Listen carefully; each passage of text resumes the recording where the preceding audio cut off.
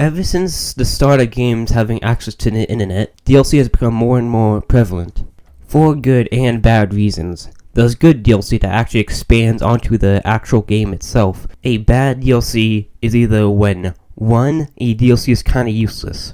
Like one of the most infamous examples of a bad DLC, the Elder Scrolls Oblivion Horse Armor DLC, where they just straight up sold, from what I know, like just a pack of just horse armor, basically.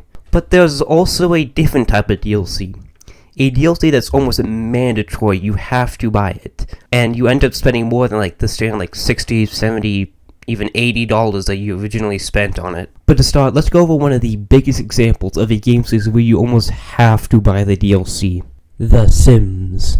The Sims series could genuinely be an example of a series where DLC is almost mandatory for the game to feel, not get stale after the first, I think 2 playthroughs.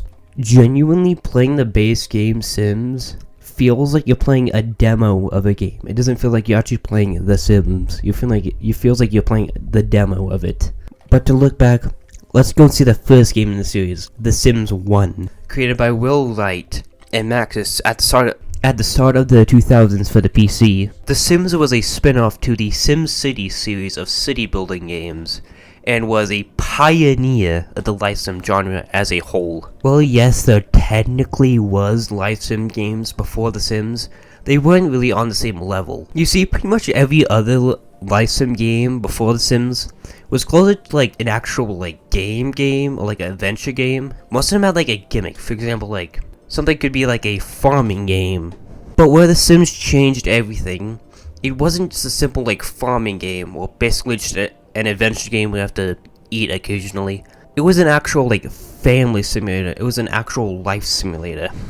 You had to take care of basically little computer people named Sims. Here's the thing, you could actually edit them, you can create them.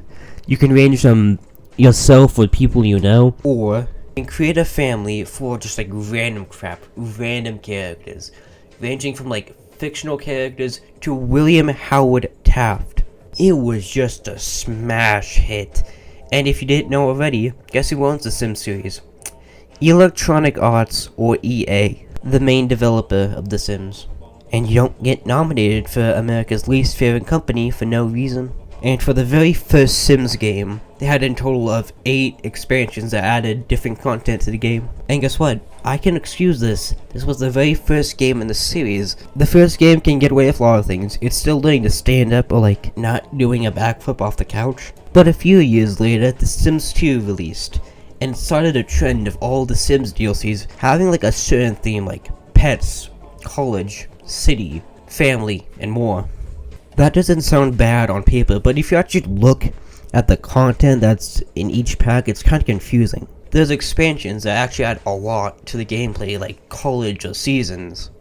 But there's also stuff like pets, that if you look at the actual amount of content you get in those packs, you have to ask, why isn't that just in the base game? If The Sims were made by basically any other developer than EA, kind of pets and that kind of stuff would definitely be in the base game. But that's enough of The Sims and EA trying to drain every single cent out of your bank account. On to the next one.